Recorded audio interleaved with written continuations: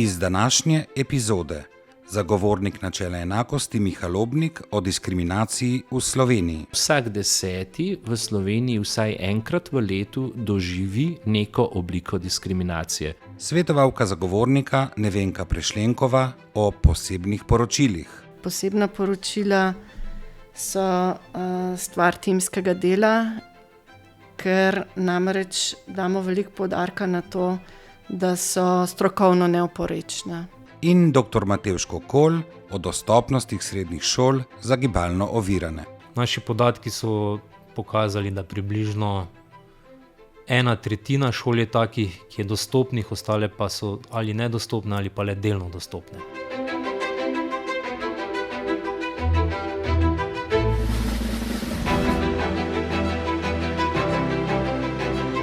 Podcast zagovornika načela enakosti.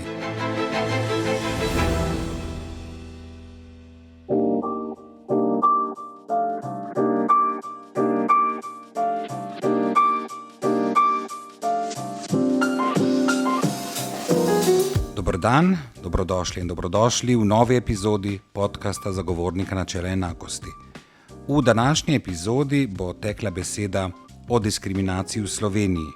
Koliko je, katere družbene skupine najbolj prizadene, na katerih področjih je najbolj pogosta. Izpostavili bomo pravice oseb z invalidnostmi do enakih možnosti in enakega obravnavanja. V nadaljevanju bomo predstavili instrument posebnega poročila in se poglobili v tematiko dostopnosti srednjih šol za gibalno ovirane osebe. Podcast ureja Mitja Blažič s sodelavkami in sodelavci.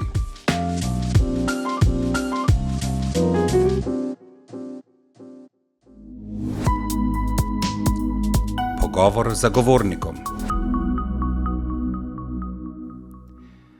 Dober dan, zagovornik načela enakosti Miha Lobnik. Dober dan. Ali imajo ljudje zaradi diskriminacije v Sloveniji težave? Koliko je te diskriminacije in katere družbene skupine so najbolj prizadete? Ljudje imajo v Sloveniji kar precej težav zaradi diskriminacije. To nam povedo v anketah, ko jih vsake nekaj let vprašamo po njihovih izkušnjah z diskriminacijo. Več let zapored smo izvedeli, da je skoraj 20% vprašanih v Sloveniji navedlo, da so se v zadnjem letu dni počutili, da so diskriminirani in zapostavljeni. Vendar smo jih vprašali tudi, kako definirajo diskriminacijo. Potem smo spoznali, da ljudje tudi krivice, ki jih zakon ne razume kot obliko diskriminacije, včasih ali pa druga kazniva dejanja, včasih temu rečejo, da je bila to diskriminacija. Vendar, ko odštejemo ta napačna razumevanja, pridemo z našimi raziskovalci do ugotovitve, da vendarle drži, da vsak 10. v Sloveniji vsaj enkrat v letu doživi neko obliko diskriminacije. To pa je veliko. In je katero področje družbe, ki pri tem izstopa, z katerega mogoče je prijav več ali pa jih je veliko?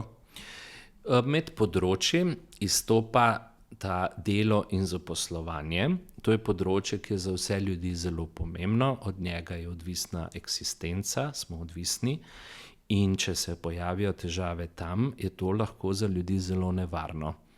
Prav tako pa so to področje trga dobrin in storitev, pa tudi področje zdravstvenega varstva in socialnih pravic.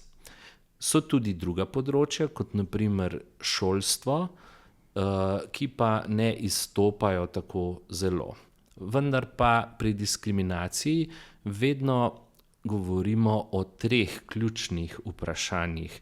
Kje se je ta zgodila? To je to, kar sva spregovorila sedaj. Ampak mi se vedno takoj vprašamo tudi, zakaj se je zgodila.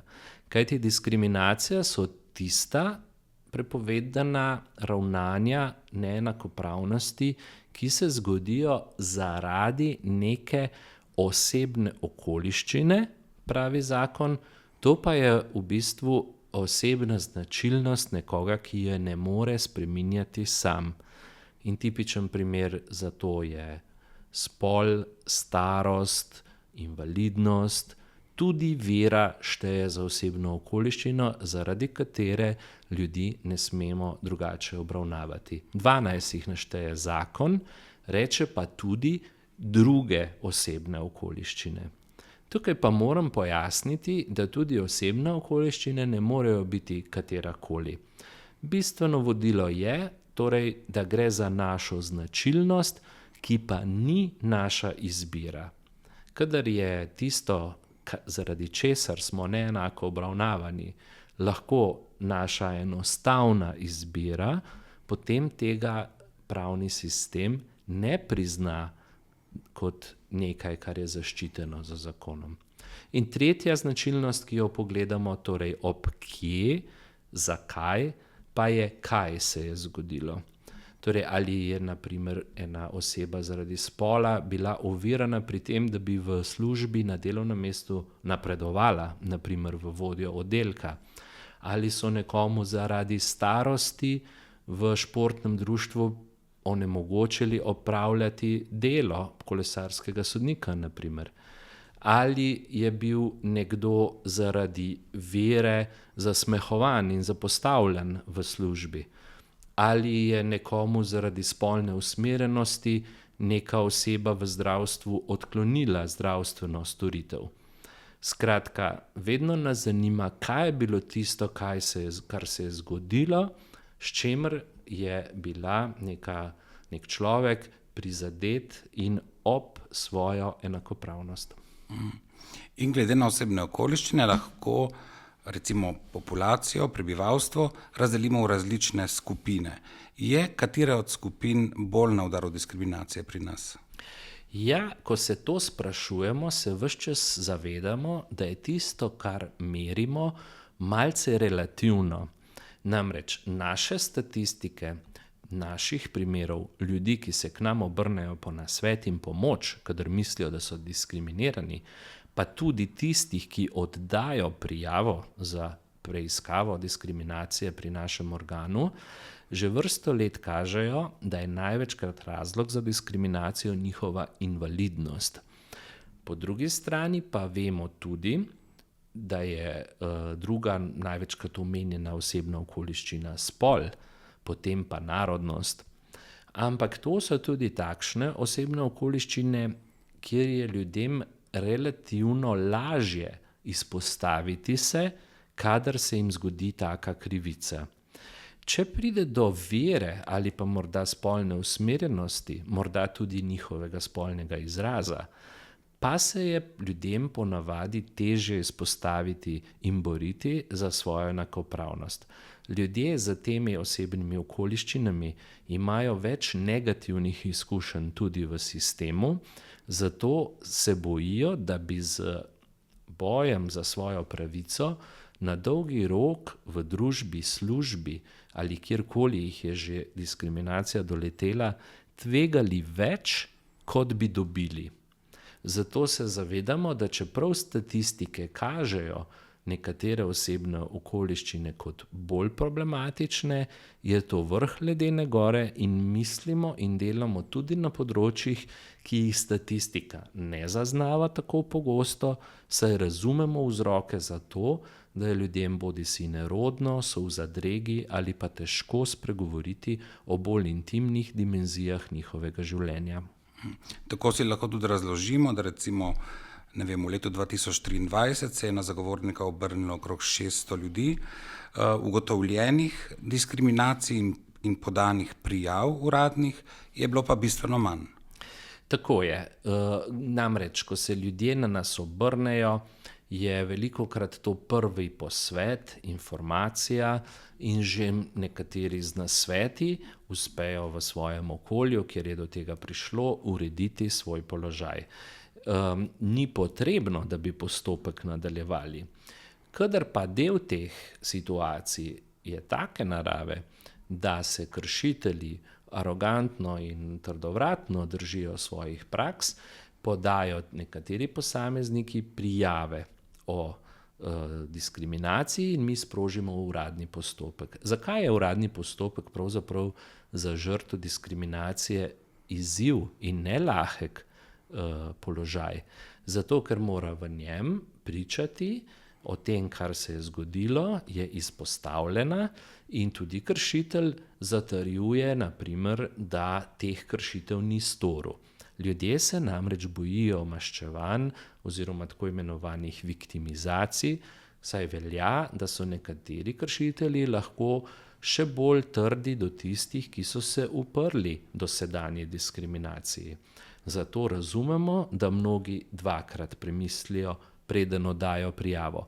Vendar pa je dejstvo tudi to, da brez prijave, če so te prijave anonimne, kar so lahko, pa mi težko izpeljemo postopek. Kot nas poučijo sodelavke in sodelavci iz našega pravnega oddelka, so seveda tudi pričevanja in dejstva, vse okoliščine posameznega primera bistvene, da lahko speljejo postopek celovito in korektno, tako, da bo njegovo presojo in ugotovitev zdržala odločba tudi naprimer na upravnem sodišču. To je tista točka, kamor se lahko nezadovoljni z našo odločitvijo, bodisi kršitelji, bodisi žrtve, pritožijo in poskušajo to odločitev spremeniti. Torej, če povzamem, ljudje se, preden se odločijo za postopek pri nas, dobro pretehtajo, ali jim bo ta prinesel več, kot bodo morda z njim izgubili. Zato je prijav potem na koncu manj, pa tudi med tistimi, ki so, niso vse take, kjer bi ugotovili diskriminacijo. To se zgodi bodisi zaradi dejstva, da je preiskava pokazala, da se diskriminacija ni zgodila, ali pa se je nekaj, kar se je zgodilo, ni definirano v zakonu kot diskriminacija. Namreč naš postopek mora ugotavljati, ali je tisto, kar se je zgodilo, v nasprotju z zakonom. Ljudje včasih pravičnost razumemo širše, bolj človeško, bolj srcem. Zakon pa je precej natančen in naša odločba bo na sodišču veljala le, če se bo striktno držala zakona. Če bi želeli recimo ljudi, ki imajo zadržke pred tem, da bi se obrnili na zagovornika, da bi podali prijavo, nekako želeli prepričati, da to vseeno storijo, kateri primer recimo dobre prakse bi jim povedali, da bi jih spodbudili k razmisleku, da bi vendarle oddali tako prijavo? Ja, k nam je na primer pred leti delavka iz večjega slovenskega podjetja anonimno podala prijavo o tem, da v njihovem podjetju ženske, ki so na porodniškem dopustu ali pa na daljši bolniški odsotnosti, kadar skrbijo za bolane otroke ali so morda bolane tudi same, dobijo manjšo božičnico. To je tisti del delovne uspešnosti, ki tudi sicer rečemo poslovna uspešnost. To je del, ki se ga podjetje odloči razdeliti vsem svojim delavkam in delavcem zaradi siceršnjega uspeha pri svojem delu. In so podjetja v Sloveniji, ki so začela ta del te skupne uspešnosti nižati tistim, ki so bili med letom dalj časa upravičeno odsotni, bodisi na bolniški, bodisi na porodniški. Ko so naši pravniki obravnavali ta primer, so ugotovili, da gre za posredno obliko diskriminacije, saj so tiste ženske, ki so bile na porodniškem dopustu, torej so bile mlade matere ali pa so negovale bolne otroke, avtomatsko bile prikrajšane za enako letno nagrado kot vsi ostali sodelavke in sodelavci. In čeprav je bil ta primer anonimen, smo mi lahko s postopkom ugotovili, da je delodajalec kršil zakonodajo. Temu je pritrdilo tudi upravno sodišče. Torej, velikokrat se zgodi, da se na podlagi naše preiskave tudi delodajalci zdrznejo, zbudijo in upoštevajo naše argumente. Ni potrebno, da grejo stvari vedno do konca. Imeli smo primer kolesarskega sodnika, ki so mu prepovedali soditi zato, ker je postal star 70 let. Pa zato ni bilo nobene osnove, saj je delo kolesarskega sodnika vezano, izvaja se ga iz avtomobila, ni potrebna ne vem kakšna fizična kondicija in bi po vseh kriterijih, ki so potrebni za izvajanje tega dela, lahko to opravljal in je bila številka 70 na nek način arbitrarna. Tako da se stalno pri nas pojavljajo primeri, ko ljudje rešijo svoje zagonetne situacije zaradi tega, ker so se obrnili na nas. Vas torej institucije, ki jih obravnavate, naprimer podjetja ali pa ministrstva, upoštevajo, spoštujejo vaša priporočila, vaše ugotovitve, ali so bolj trdovratni pri zagovarjanju, da niso diskriminirali? Ja, obstajajo tudi taki, ki ne upoštevajo naših priporočil, vendar so v manjšini. Vseeno moram reči, da je v Sloveniji visoka raven kulture spoštovanja institucij, neodvisnih institucij, in da naši v javnosti predstavljena priporočila velikokrat padejo na plodna tla. Namreč bistveno je, da smo pri svoji razlagi jasni in konsistentni, da potem pravzaprav razumejo, da to ni usmeritev samo za njih ali proti njihovem ravnanju, ampak da gre za vzpostavljanje nekakšnega nivoja družbe, v katerem so varovane pravice ljudi, ki jih zaznamujejo osebne okoliščine, in da s tem tudi podjetja prispevajo k širši kulturi raznolikosti in vključevanja. In zelo dober odziv smo dobili v času sodelovanja z Združenjem Menedžer, pa tudi sodelovanja na Slovenskem kadrovskem kongresu, kjer smo predstavili našo posebno zloženko, priročnik za delodajalce, o tem, kako ustvarjati delovno okolje, kjer bosta raznolikost in pestrost ter enakopravnost, ne glede na osebne okoliščine, kvaliteti v delovnem okolju. Delodajalci so to pozdravili in prav tako sindikati, ko smo nekaj kasneje izdali letos tudi poseben priročnik za iskalce zaposlitve oziroma zaposlene. Namreč veliko je še, kot nam tudi v anketah potrdijo vprašanji, nerazumevanja teh zakonskih določil v vsakdanji ravni. Mi se trudimo in opremljamo Slovenijo z gradivi, ki omogočajo razumevanje zakonodaje, in večina ljudi želi spoštovati zakonodajo, saj razume njen pomen za to, da je bivanje ljudi v Sloveniji lažje in bolj znosno. Delodajalci pa razumejo, da zadovoljni posamezniki, ki jih ni strah, da bodo zaradi njihove vere, spolne usmerjenosti ali rase diskriminirali v službi, lahko bolje in kvalitetneje delajo. V letu 2023 se je zagovornik močno osredotočil na vprašanje enakih možnosti oseb z invalidnostmi. Povod je zakon o izenačevanju možnosti invalidov, ki daje do decembra 2025 čas, da vse objekte v javni rabi naredimo dostopne za vse. Kaj vse ste naredili na temo enakopravnosti, enakih možnosti oseb z invalidnostmi? Ja, zgodba o prostoru, ki je bodisi dostopen za invalide ali pa to ni, je zgodba, ki se nas je pred leti vseh pri zagovorniku zelo dotaknila.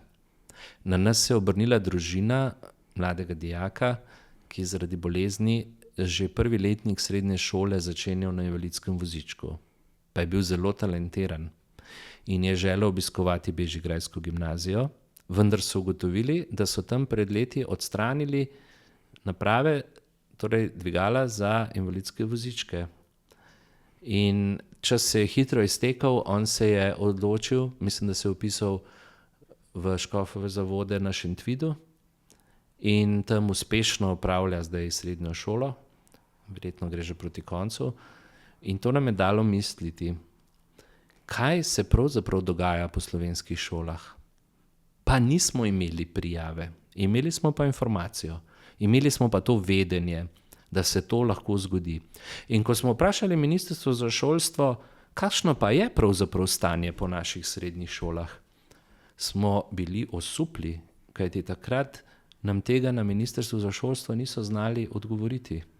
Sklicevali so se na neko zastarelo Excel tabelo, iz katere pa pravzaprav ni bilo jasno razbrati, kaj in kako. Takrat smo začutili tudi poslanstvo naše institucije in začeli zbirati podatke pri vseh srednjih šolah v Sloveniji. Ali pri vas dijakinje in dijaki, ki morajo za svoje življenje uporabljati invalidski voziček, lahko hodijo v vašo srednjo šolo ali ne. In ugotovitve, ki smo jih zbirali več mesecev, zbrali v tabele, povzeli, so pokazale, da je samo dobra tretjina slovenskih srednjih šol zares dostopnih za ljudi z gibalnimi oviranostmi.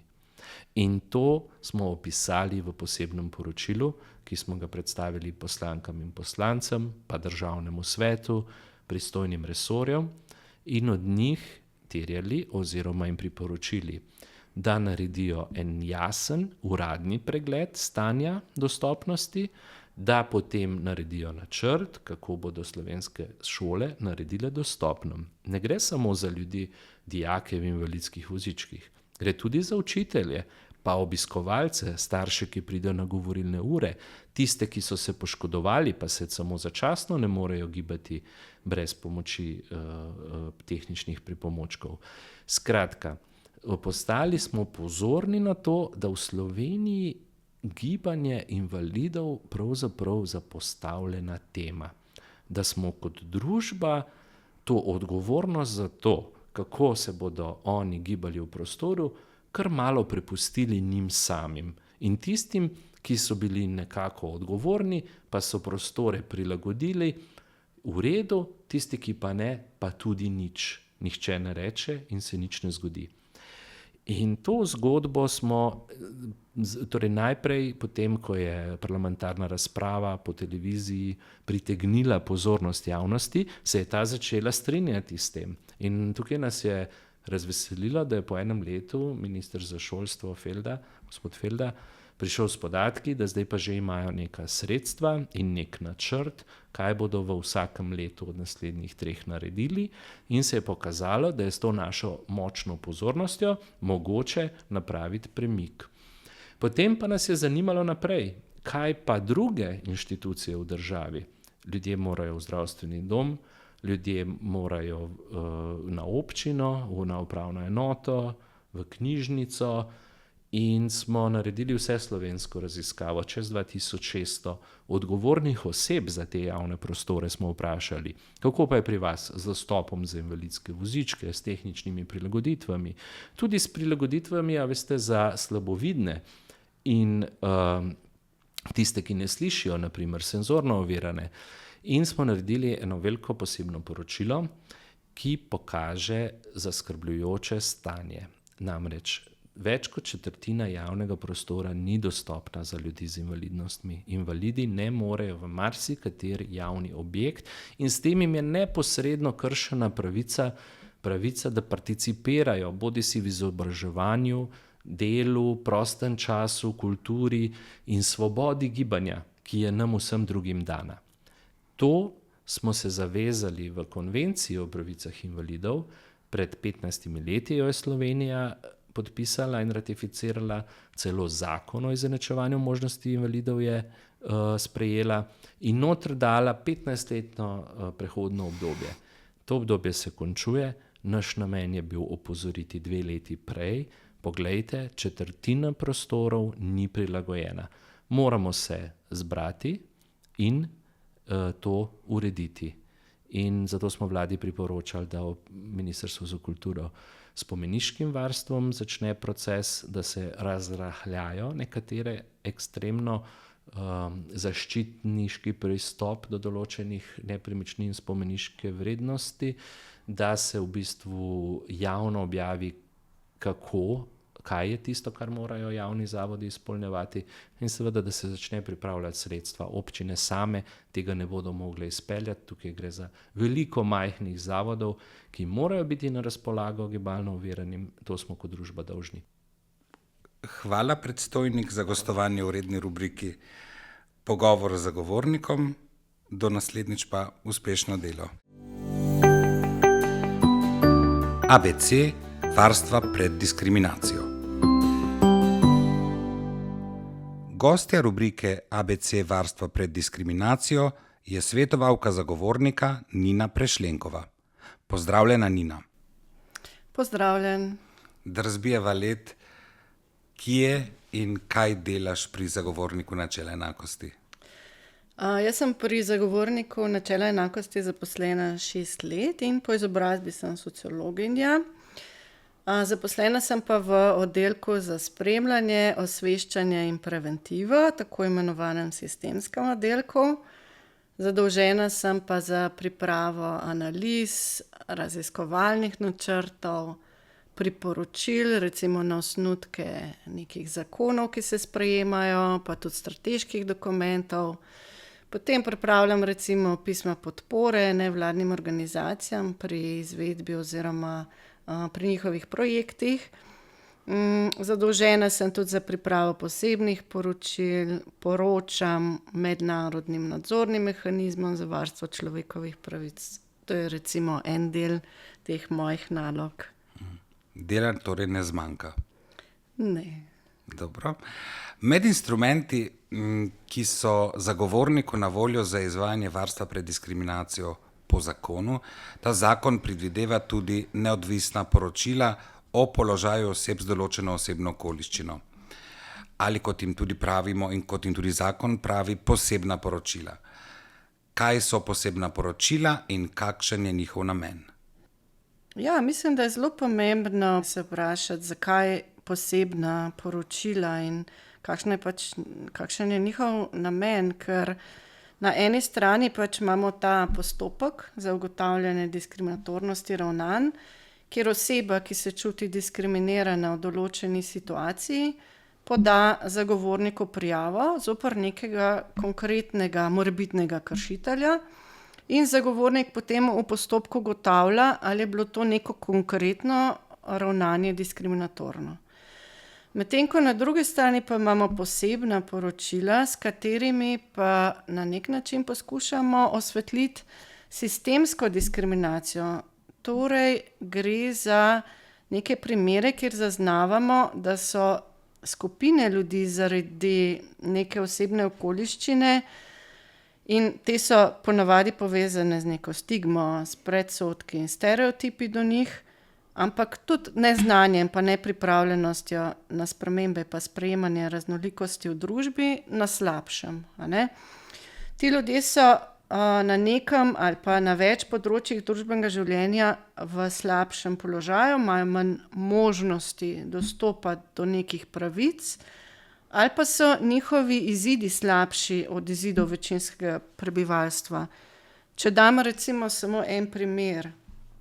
Proti komu naj poda recimo oseba, ki živi z gluhoto in govori slovenski znakovni jezik, prijavo za ugotavljanje diskriminacije oziroma diskriminatornosti ravnanja, ker so ji kršene pravice do najvišje možne stopnje izobrazbe. Ali naj da prijavo proti kar celotnemu vzgojno-izobraževalnemu sistemu. Namreč postopek ugotavljanja diskriminatornosti ravnanj je v tem smislu zelo omejen, ker se v njem išče konkretnega kršitelja, ki s konkretnim nekim dejanjem krši prepoved diskriminacije. In šele v bistvu, ko vemo, da zgolj 1% gluhih, recimo v letu 2011 je bil vsaj ta podatek in žal novejših podatkov ni, je imel visokošolsko izobrazbo, medtem ko je ta delež med vsemi prebivalci Slovenije v tistem letu bil 17%. In šele takrat v bistvu se zavemo, da obstaja neka ta vrzel, ki jo pač treba premostiti. Pa tudi vsi posamezniki nimajo te moči in te energije in volje in časa, da bi vlagali pobude, prijave za ugotavljanje diskriminatornosti ravnanj. Tako. In zato so pač potrebno je dodatno spomniti državo, da so nujni neki napori, da se ta vrzel zapolni.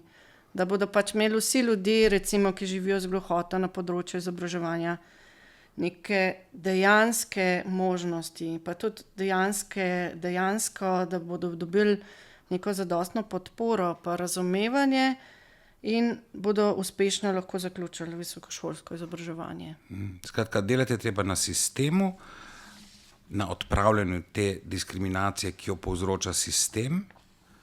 In to je, čeprav razumem, en izmed namenov posebnih poročil.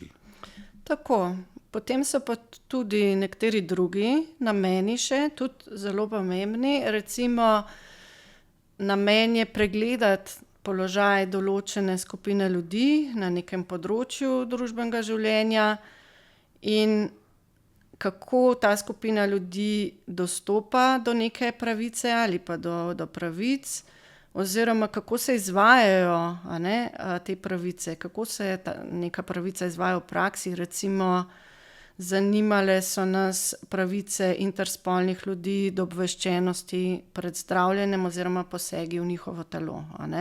In zato je bil naš namen pregledati njihov položaj na področju medicinske obravnave. Potem namen je tudi opozarjanje javnosti, opozarjanje politične, strokovne, tudi širše javnosti, na izzive, s katerimi se srečujejo nekatere skupine ljudi. Naprimer, prav to, kar sem prej omenila, da osebe, ki živijo z gluhoto, so pri uresničevanju pravice do izobrazbe v slabšem položaju. Recimo, to je bil tudi namen našega posebnega poročila. S posebnimi poročili tudi zbiramo podatke o enakosti in jih analiziramo, interpretiramo.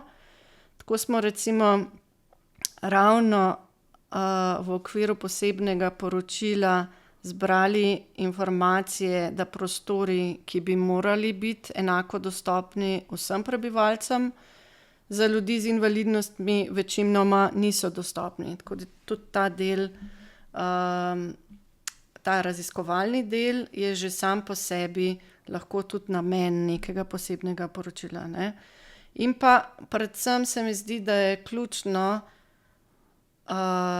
da s posebnimi poročili spreminjamo stanje, upamo na boljše. In v okviru posebnih poročil dajemo tudi neka priporočila ministrstvom oziroma pristojnim institucijam in potem tudi spremljamo, kako se ta priporočila uresničujejo ali ne. Recimo, Ministrstvo za vzgojo in izobraževanje se je tudi na podlagi naših priporočil v okviru posebnega poročila odločilo aktivno pristopiti k reševanju nedostopnosti srednjih šol za dijake, ki so gibalno ovirani. S tem si mi tudi že nekako odgovorila na vprašanje, koga naslavljajo ta posebna poročila in komu so namenjena, mogoče tudi mednarodni skupnosti za to mednarodno poročanje. Tako je. Mi tudi poročamo mednarodnim nadzornim mehanizmom za varstvo človekovih pravic. Predvsem pa so v prvi vrsti naslovniki celoten državni zbor, in prejemniki priporočil. To so priporočila pristojnim ministrstvom, recimo priporočila vladi in tako naprej. In potem pa so priporočila namenjena neki širši javnosti, predvsem pa tej ciljni javnosti. Želimo opolnomočiti to ciljno skupino, ji dati neko dodatno podporo pri njihovih prizadevanjih za uresničevanje njihovih pravic. Ker ta posebna poročila predstavlja zagovornik tudi državnemu zboru, obema domovoma, ker je zavezan poročanju državnemu zboru kot neodvisni državni organ. Tako. In ne samo, da jih predstavljamo, te teče debata na pristojnih odborih, tako v državnem svetu kot v državnem zboru, in na ta način tudi osvetljujemo ali pa omogočamo neko to debato, o možnostih, kako izboljšati položaj nekih skupin ljudi. So ta priporočila, ki jih date različnim deležnikom, potem zavezujoča, jih spremljate, kaj se dogaja potem s temi priporočili? Ta priporočila niso zavezujoča, ampak so na nek način mehka. In Namreč zagovornik s temi priporočili želi konstruktivno pomagati pri reševanju nekih problemov in se zavedamo, da je mogoče ta pot daljša, a ne, kot če bi bila recimo ta priporočila zavezujoča, vendar je mogoče to boljša pot. Zdaj pa, glede na to, da marsikateri naslovnik teh priporočil ne jemlje tega zelo resno ali jih celo ignorira, bi se mi mogoče pa zdelo smiselno razmisliti tudi o tem, ali bi bila morda kakšna priporočila zavezujoča. Ko delate posebna poročila pri zagovorniku, načeloma ena oseba je nekako koordinator, nosilec, delata potem pa oba oddelka, in pravni in sistemski oddelek. To je neko timsko delo, ki je kar intenzivno in tudi dolgotrajno. Ja, precej dolgotrajno. Gre namreč za proces, ki se ga ne da opraviti v nekaj mesecih, a ne? Ker gre za pripravo nekih obsežnih dokumentov, gre za strokovno besedilo in to besedilo sledi pripravi znanstvenega besedila. Torej, najprej pregledamo, kaj je v neki temi že napisano in je javno dostopno.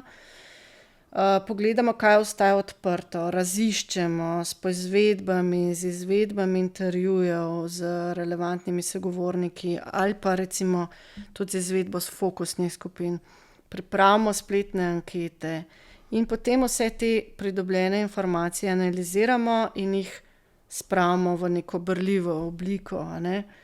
In kot se že malo omenil prej, gre za nek preplet znanj sodelavcev, sodelavk, ki so strokovnjaki na več področjih, praviloma pač na družboslovnem in pravnem področju, pa tudi tisti, pač, ki se spoznajo recimo na metodologijo družboslovnega raziskovanja, na odnose z različnimi javnostmi in tako naprej. Tako da ta posebna poročila so stvar timskega dela, ker namreč damo veliko poudarka na to, da so strokovno neoporečna. Kako pa se pri zagovorniku lotevate posebnih poročil, kako nastajajo, kdo da pobudo?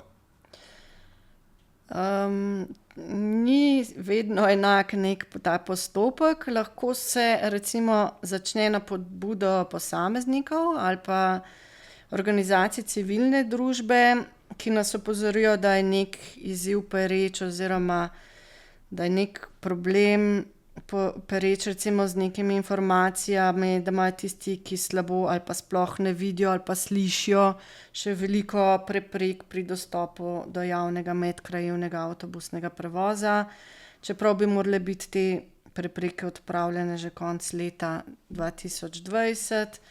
Potem lahko začnemo na podlagi nekih pridobljenih podatkov o enakosti, ki kažejo na neko vrzel, to sem že pač omenila prej, vprašanje nedostopnosti izobraževalnega sistema za ljudi, ki živijo z gluhoto, ali pa se recimo začne postopek same priprave posebnega poročila, ko recimo v nekem postopku svetovanja ali pa ugotavljanja diskriminatornosti ravnanj ugotovimo, da ne gre za nek posamičen pereč primer, ampak da zadeva neko skupino ljudi. Tako smo recimo na podlagi primera, kjer je mama dijaka poročala, da srednja šola, na katero se je želel ta pač sin vpisati, zanj ni dostopna,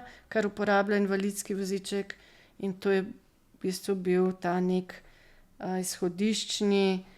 izhodiščna točka, na podlagi katere smo potem se odločili, da se lotimo neke teme in to potem postane posebno poročilo. In to posebno poročilo bomo v nadaljevanju skupaj z dr. Matevžem Kokolom podrobneje spoznali v današnjem podcastu.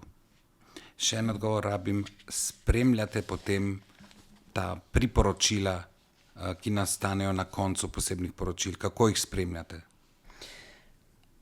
Priporočila, ki jih damo v okviru posebnih poročil, spremljamo. Najprej spremljamo potem, ko jih pač izdamo in prosimo pač naslovnike, da nam v nekem roku dajo njihov odziv.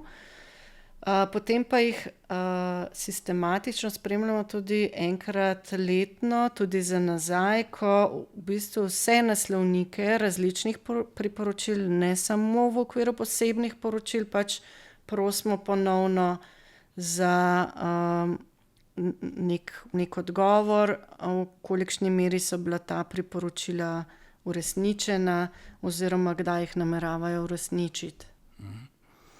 Nina Prešlenkova, hvala lepa za gostovanje v rubriki ABC varstva pred diskriminacijo in uspešno delo še naprej. Hvala.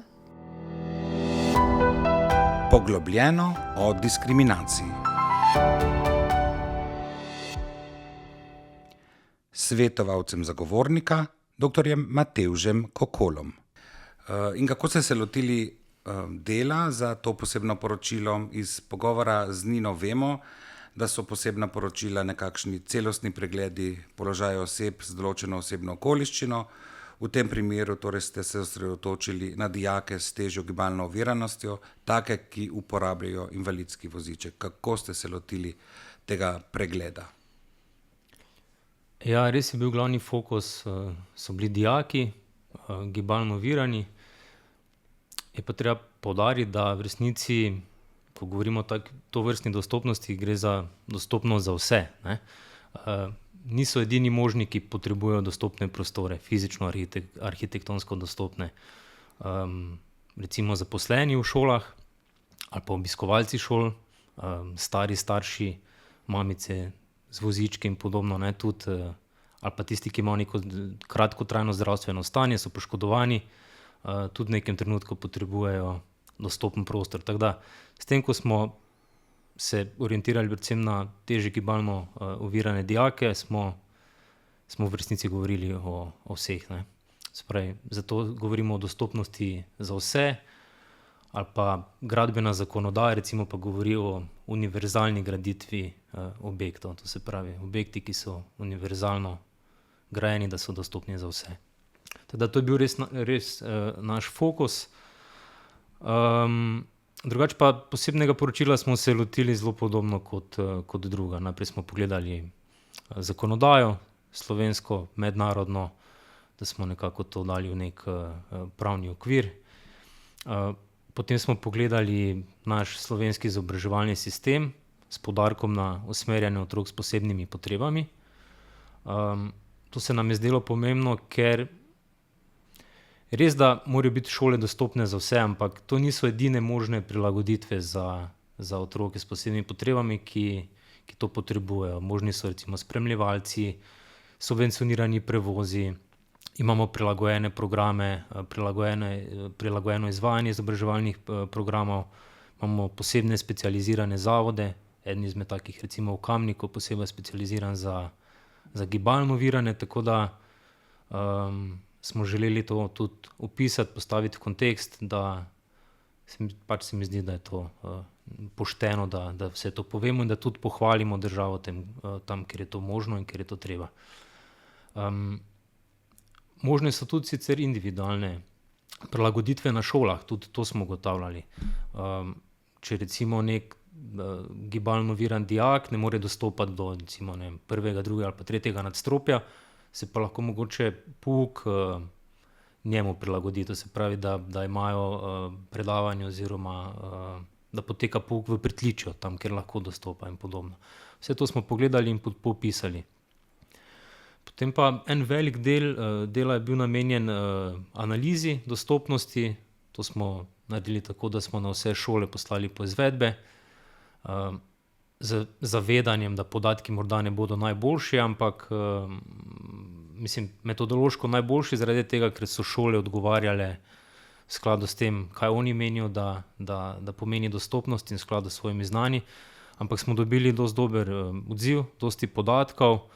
o stanju na šolah, dovolj, da smo lahko nekako orisali stanje in ugotovili, kje so ključne težave.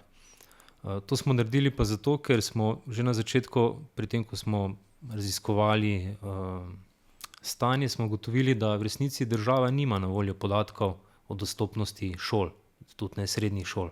Spravi, država ne ve točno, koliko šol je dostopnih, katere so dostopne, dijaki, ki se vpisujejo na šole, tudi tega ne vedo, Zavod za šolstvo tudi ne. Dijaki dobijo neke odločbe usmerjeno otrok s posebnimi potrebami, potem pa morajo sami ugotavljati, na katero šolo se lahko vpišejo, če se lahko, če se ne morajo, in iskati alternative. Tako da te poizvedbe mislim, da je bilo več kot 180 šol, so nam pri tem pomagale. Potem smo vse to analizirali in na koncu naredili nek sklep in pa podali priporočila glavnim ministrstvom in pa vladi za izboljšanje stanja.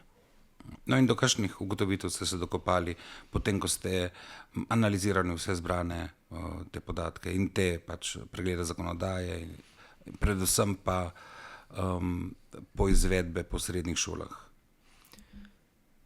Ja, osnova je, da šole seveda morajo biti prilagojene, morajo biti dostopne, to velja v vsakem primeru. Vse šole seveda. Zakonodaja na področju invalidnosti, recimo zakon o izenačevanju možnosti invalidov, ZIMI, postavlja celo rok do konca leta 2025, takrat bodo mogli biti vsi javni prostori dostopni. Se pravi, vse šole bodo mogli biti dostopne, tako pravi zakon. To je eno dejstvo. Drugo, kar smo na podlagi teorije lahko ugotovili, da morajo imeti dijaki z invalidnostmi možnost, da so vključeni v izobraževalne programe v šole v njihovem lokalnem okolju. To se pravi, v šoli, ki so jim najbližje, šole, ki jo sami izberejo, redne šole. Čeprav smo rekli, obstajajo neke tudi posebne šole, ki so posebej prilagojene, ki imajo tudi svoje prednosti, kjer recimo nudijo dodatne storitve, rehabilitacijo in podobno, kar je vse ok, ampak nekdo, ki se odloči, da želi na pač gimnazijo, ki mu je najbližje, recimo, kot je bilo v tem primeru, ali pa mu najbolj ustreza, ali pa katerakoli druga šola, mora imeti to možnost. V skladu s tem govorimo o inkluzivnem izobraževanju, to se pravi, to je ta model, ki mu sledimo, inkluzivnost, inkluzija, vključenost otrok čim bolj v redne oddelke skupaj s svojimi vrstniki, ne pa toliko segregacija, če temu rečemo. To tudi temelji na v bistvu paradigmatskih spremembah dojemanja in obravnave invalidnosti, tako imenovanega medicinskega modela, kjer je fokus predvsem na človeku, ki ima posebne potrebe, ki ima neko invalidnost, in se potem država ukvarja, kaj z njim narediti, na katero šolo ga poslati posebno, da mu pomaga, ampak ta socialni oziroma družbeni model invalidnosti pa se orientira predvsem na prostor. To se pravi, posameznik je tak, kot je, ampak dolžnost vseh je, da prilagodimo prostor, da prilagodimo v tem primeru šole, postopke, procese, da bo lahko imel enake možnosti v izobraževanju. To se pravi, kako se vsaka šola prilagodi, da se zagotovi dostopnost in pa da se prilagodi v bistvu izobraževalni proces, da lahko je enakopravno, enako vključen v šolo, skupaj s svojimi vrstniki. Tako da to je bila neka osnova. Potem pa podatki, ki smo jih dobili, že v bistvu neki zelo omejeni podatki ministrstva so kazali, da približno četrtina šol, le četrtina šol v Sloveniji, da ima zagotovljeno dostopnost, se pravi, da jo lahko gibalno ovirani učenci obiskujejo. Naši podatki so pokazali, da približno 1/3 šol je takih, ki je dostopnih, ostale pa so ali nedostopne ali pa le delno dostopne. Zakaj pa so šole tako slabo dostopne? Torej 70% šol ni popolnoma dostopnih za dijake z invalidnostmi. S čim se srečujejo, s katerimi težavami, da ne morejo zagotoviti dostopnosti? Ja, mi lahko sklepamo predvsem na podlagi njihovih odgovorov, to, kar so sami navajali. Ena izmed takih bolj pogostih odgovorov je, da še do zdaj recimo niso imele primera pisa gibalno oviranega dijaka. V tem primeru, glede tega moramo najprej pojasniti, da dostopnost se vedno zagotavlja vnaprej in za vse. Se pravi, ne moramo čakati na nek primer in takrat ukrepati. Primeru prostorske dostopnosti, ko treba recimo vgraditi dvigalo, to je tako nemogoče. Ne moramo to čez poletje, ko je želja nekoga, da bi se pisal na šolo, ne moramo zgraditi dvigala, sploh če rabimo še gradbeno dovoljenje in podobno. Zato se to mora narediti vnaprej in pa, kot smo že prej rekli, v skladu z univerzalno graditvijo objektov, dostopnostjo, morajo biti dostopne tudi za ostale, za obiskovalce, za učitelje, ki to potrebujejo recimo. Dobro, če šola ni dostopna, se dijak ne bo upisal, ker ni dostopna, tako da tle je malo. Ja, če so manjše prilagoditve, bi recimo došlo, bi rekli, ok, pred šolo so 3 stopnice, lahko naredimo klančino ali pa nek ta spenjalec po stopnicah ali pa kaj podobnega. To bi še morda celo šlo. In bi tudi bilo pravilno, če šola to naredi. Ampak najboljše pa seveda je, če so vse šole že v osnovi dostopne in ostali prostori. Poleg tega, da ni bilo teh opisov, kaj so še bile težave?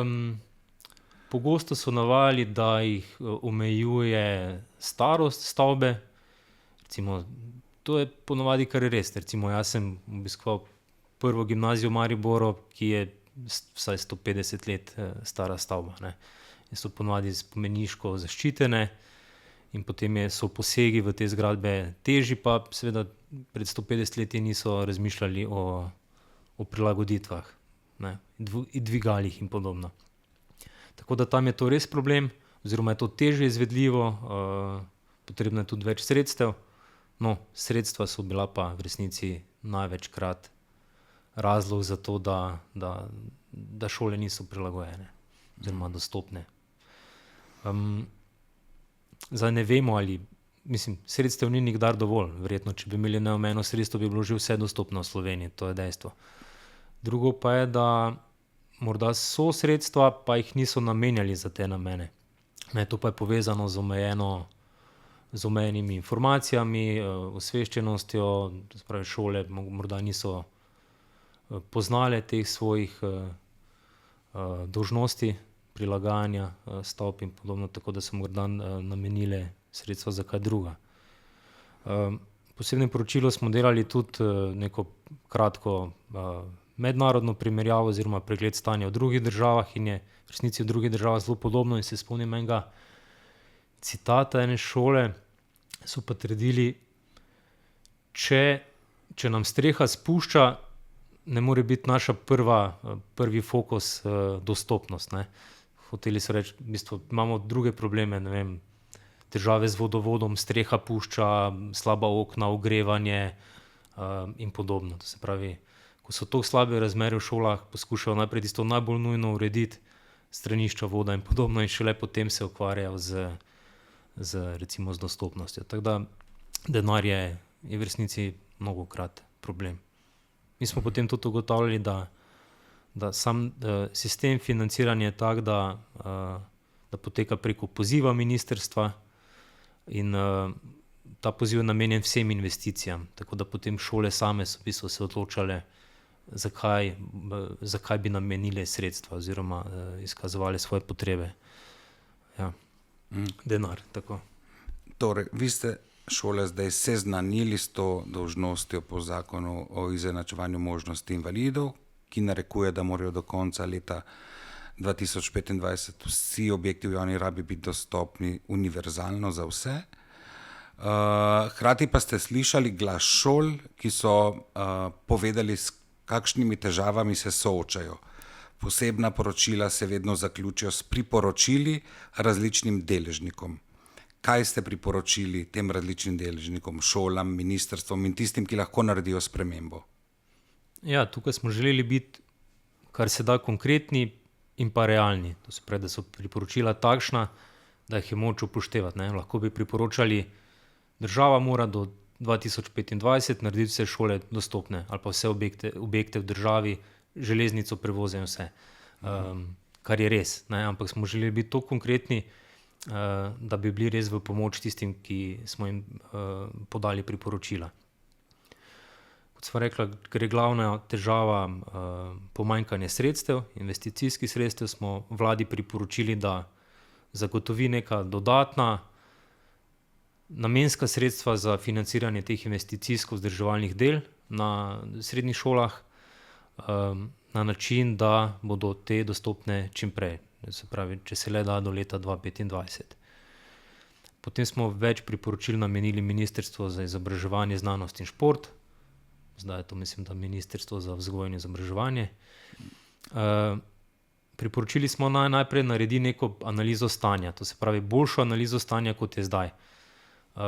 Naj popiše stanje na vseh šolah, naj to naredijo strokovnjaki, naj gredo na teren, tisti, ki se na to spoznajo in točno popišejo stanje, da bomo vedeli, katera šola je dostopna, katera ni in kaj je narobe.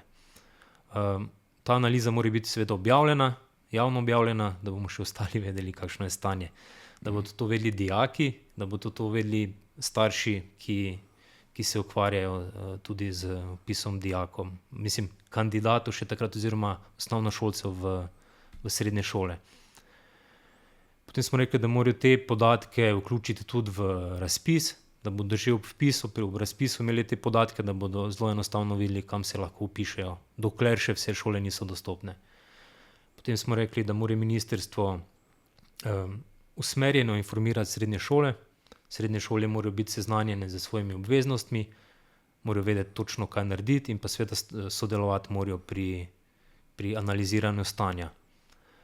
Šole morajo tudi pristopiti in pa sodelovanju z ministrstvom pripraviti nek načrt izboljšanja svoje dostopnosti, se pravi morajo ugotoviti, smo rekli, analizo, kaj je narobe in potem načrt, kaj je potrebno storiti, da bo šola dostopna. Se pravi, ali rabimo klančino, ali rabimo dvigalo, ali moramo prilagoditi sanitarije, dostop do telovadnice, ne? Zelo različne so potrebe šol in vsaka šola mora točno popisati, kaj rabi in pa koliko časa rabi, da se to zgodi, ali je potrebno gradbeno dovoljenje, ali so neke manjše spremembe in pa koliko sredstev potrebujejo za to prilagoditev.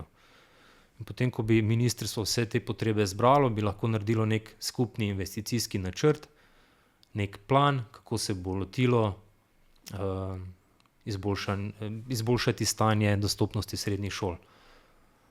Pri tem smo ugotovili, da je zelo pomembno, da začnejo tako, da bi imeli dijaki na voljo čim več raznolikih programov, to se pravi čim več različnih smeri, ne vem, ekonomsko izobraževanje, gimnazija, tehniško in tako dalje. To se pravi, da bi imeli dijaki na začetku čim večjo možnost izbire in pa da bi bilo v vsaki regiji čim več šol dostopnih. To se pravi, da bi regijsko poskušali zagotoviti dostopnost šol, ker smo ugotovili, recimo, da so velike razlike med regijami.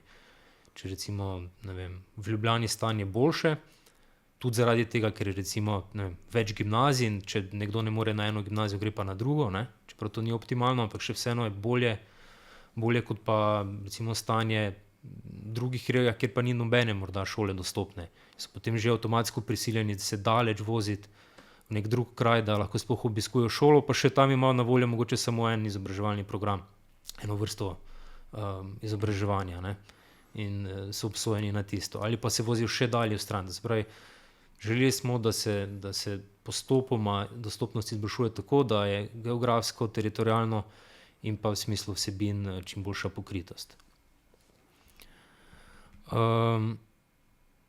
Potem smo rekli ministrstvu oziroma smo priporočali, da objavi nek ločen dodatni poziv za zagotavljanje investicij, ki bo namenski. Se pravi, da ne bodo rabile šole kolebati, kot smo rekli, ali najprej popraviti streho ali zagotoviti dostopnost, prej da bo neka dodatna sredstva prav za ta namen. Potem smo priporočali, da vsaj poskušajo za to koristiti tudi evropska sredstva. Ugotovili smo, da trenutno evropska sredstva niso namenjena tem namenom, kar je sicer širši problem. niso samo šole tukaj, ne, težavne, so tudi drugi sistemi in pa drugi objekti v državi, ki niso dostopni. In doslej v resnici država se s tem ni ukvarjala in posledično tudi ni planirala rabe evropskih sredstev za te namene, čeprav bi lahko. Ne, to pa smo ugotovili. Tako da to je bilo naše priporočilo, da si vsaj v prihodnosti za to prizadevajo. Pa res, da so to postopki, ki so dolgotrajni, zato treba to čim prej začeti, da se bo čez nekaj let mogoče lahko ta sredstva koristilo. Potem smo pa imeli še tudi priporočilo Ministrstvo za okolje in prostor, zdaj je to Ministrstvo za naravne vire in prostor, glede spremembe gradbenega zakona. To pa je v bistvu posledica tega, da smo ugotovili, da po letu 2025, ko zakon o izenačevanju možnosti invalidov postavlja rok, da morajo biti vsi objekti dostopni, da zakonodaja v resnici ne določa pristojnosti inšpekcije, ki bi lahko to sankcionirala in to pogledala. Se pravi, če na drugih področjih, recimo prevoza, določene inšpekcije imajo te pristojnosti, tukaj pač gradbena inšpekcija teh možnosti nima in smo rekli, ok, dajte dopolniti gradbeni zakon tako, da bo po letu 2025, ko bodo potekli vsi roki, da bo takrat lahko inšpekcija tudi na terenu preverjala in sankcionirala tiste, ki ne bodo zagotovili dostopnosti. Samo medklic, zakon je predvideval 15-letno prehodno obdobje, da ne bo izgledalo, da zdaj država pritiska v zadnjem času. 15 let je bilo časa za te prilagoditve. Država si je sama v bistvu postavila ta rok. Ne? Zakon je bil, mislim, da sprejet 2010, 15-letni rok za prilagoditev. Takrat so verjetno razmišljali, saj to pa je dosti časa, do takrat bomo to že uredili, ampak noben se s tem ni prav sistematično ukvarjal. Minilo je 14 let in stavbe še vedno niso dostopne. Je pa to posebno poročilo pomagalo, da je ta tema prišla višje na agendo, po tvojem mnenju? Ja, po mojem, da je. Mislim, to lahko tudi sklepamo na podlagi odzivov. Vsaj ponavadi je tako, da ko damo neka priporočila, se seveda tisti, ki so jim ta priporočila namenjena, odzovejo. In tukaj v tem primeru je bil odziv dober.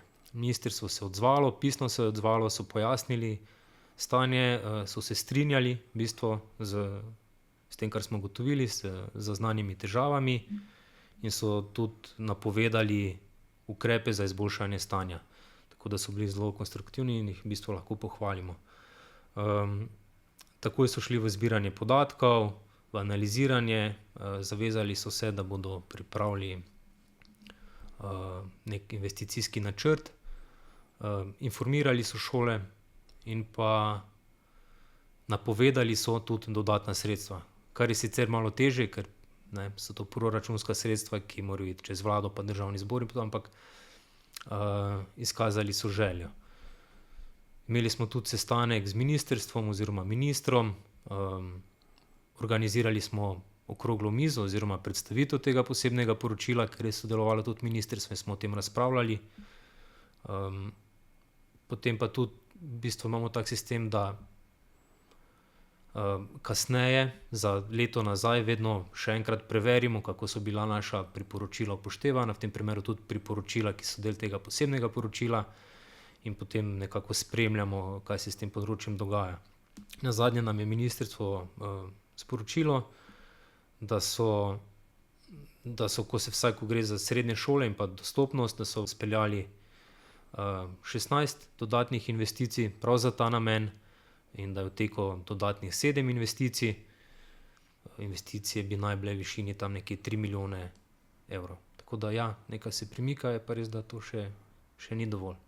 S tem, da je to samo eno področje srednjih šol.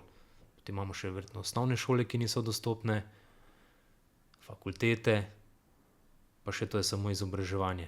Potem pa še vsa ostala področja, ki so prav tako pomembna. Na izobraževanje je eno izmed bolj pomembnih področij, ker vsi otroci grejo skozi izobraževalni sistem. Temu se niti ne morejo izogniti, osnovnošolsko izobraževanje je obvezno in tako dalje. In tisti, ki imajo posebne potrebe, rabijo te prilagoditve.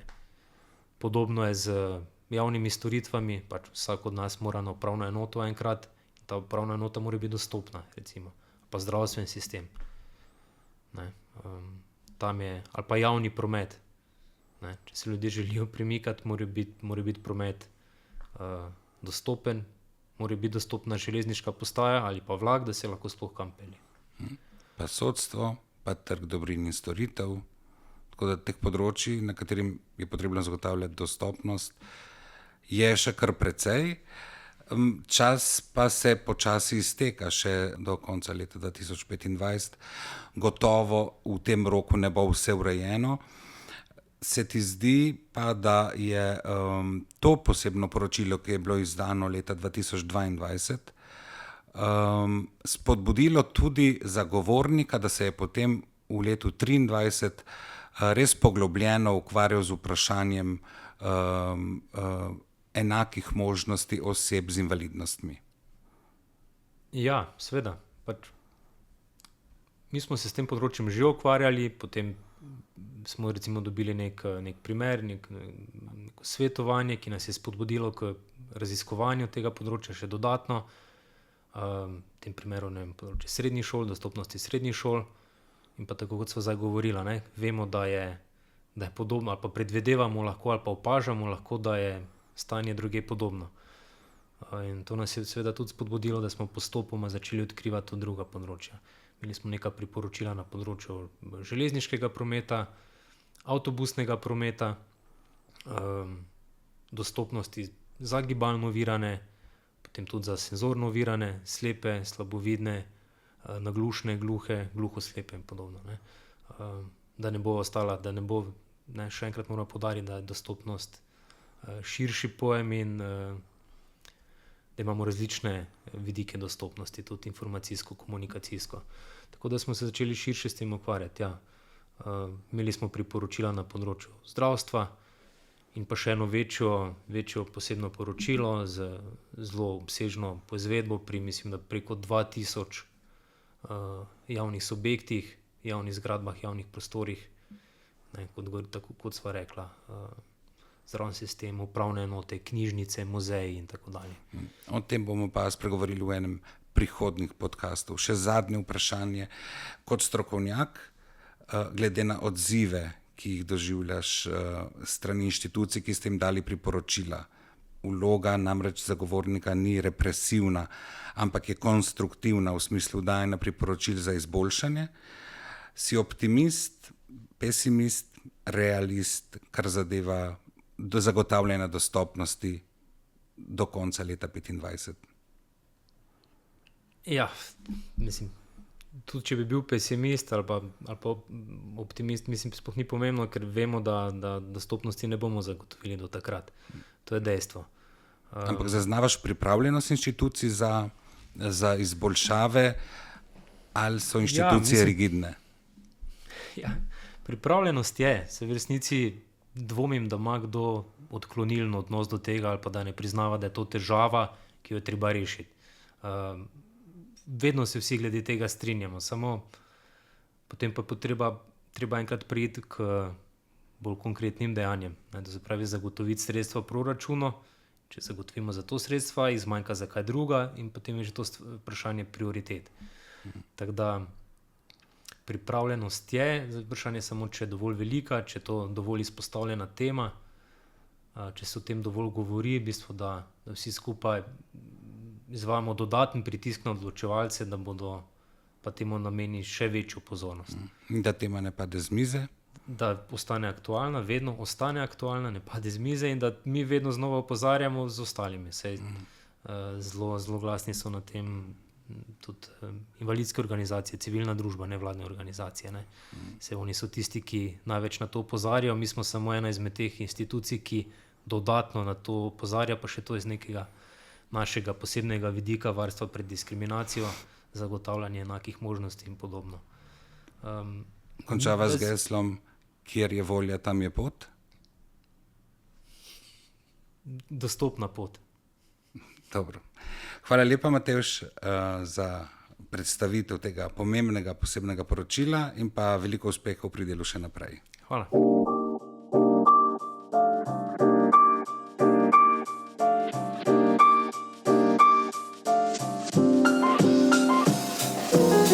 To To je bila druga, nekoliko daljša epizoda podcasta Zagovornika načela enakosti. Z vami smo bili zagovornik načela enakosti Miha Lobnik, svetovalca zagovornika Nina Prešlenkova in dr. Matevž Kokol. Podcast sem povezoval Mitja Blažič. Vabljeni, da nas spremljate tudi v prihodnje. Najdete nas na vseh platformah za pretočne vsebine. Ne pozabite nam slediti tudi na družbenih omrežjih Facebook, Instagram, X in LinkedIn. Lahko nam tudi pišete na podcast@zagovornik.rs.si. Kmalu se spet slišimo.